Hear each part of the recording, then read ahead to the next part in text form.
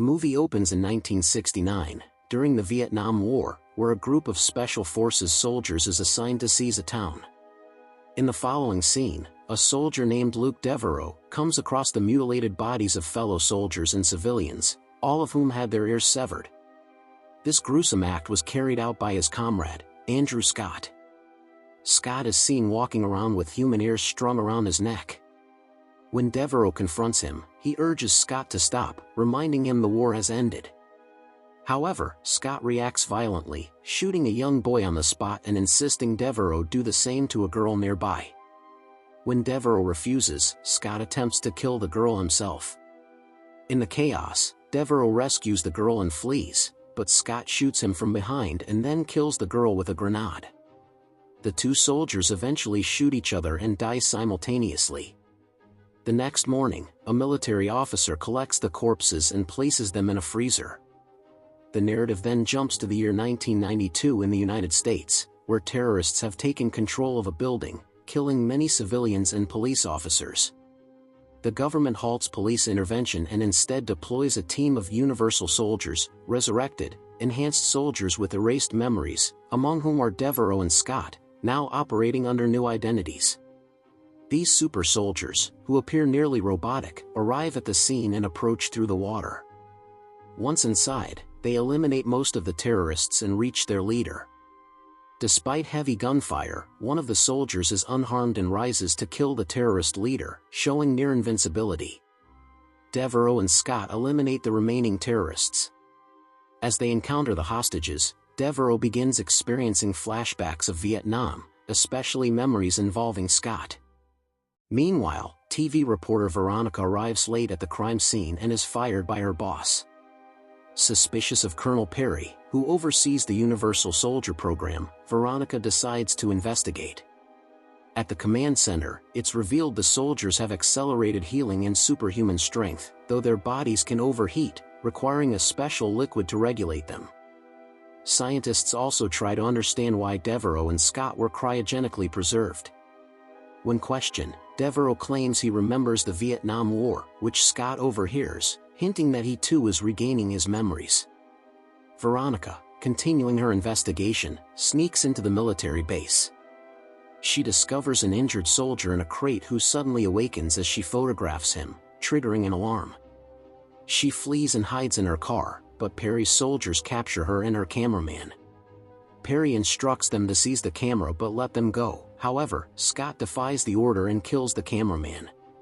This act jolts Devereaux's memory, and he defends Veronica, fleeing with her in a military vehicle.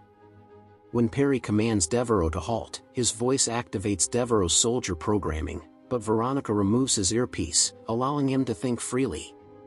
Scott, now unstable, calls Devereaux a traitor, showing he too is fully regaining his memories. The program's technicians recommend shutting it down after Scott kills an innocent man, but Perry threatens them and insists they remain silent.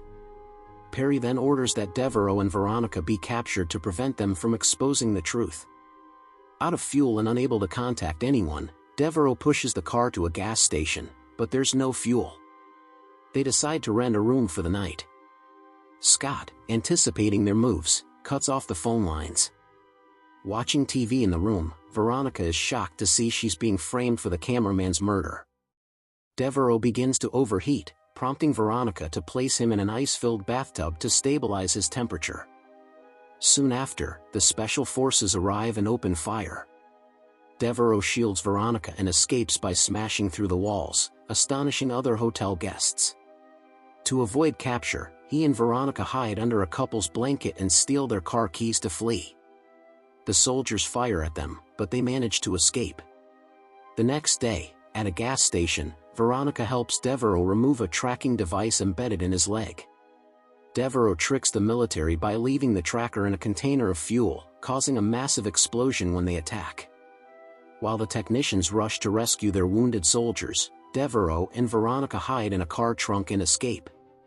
They later acquire files and flee in a van, but Scott ambushes them, attacking Devereaux, but he throws Scott out the car, and they flee. Meanwhile, Scott kills Perry and takes command, murdering anyone who opposes him. At a diner, Devereaux becomes agitated over the bill and attacks the staff. Elsewhere, Scott continues searching for them, violently interrogating civilians. The following day, Veronica and Devereaux learn about Perry's murder from the news. Devereaux expresses a desire to visit his parents and buys Veronica a bus ticket to Los Angeles. She pretends to board but stays behind. Before they can act, police surround them and transport them on a bus. Scott intercepts them, killing the driver and forcing the bus off the road. Devereaux throws Veronica out to safety before crashing into a ditch, destroying Scott's vehicle. Devereaux and Veronica make it to his family home, where he reunites with his parents. Scott soon arrives, disables the power, and captures Veronica. Devereaux arms himself and confronts Scott, leading to a brutal final battle. Scott initially kills Devereaux and throws a grenade at Veronica, but Devereaux secretly injects himself with a serum to revive and enhance his abilities. The fight resumes, and Devereaux ultimately defeats Scott by throwing him into a harvester machine. He then finds Veronica still alive, and the film concludes.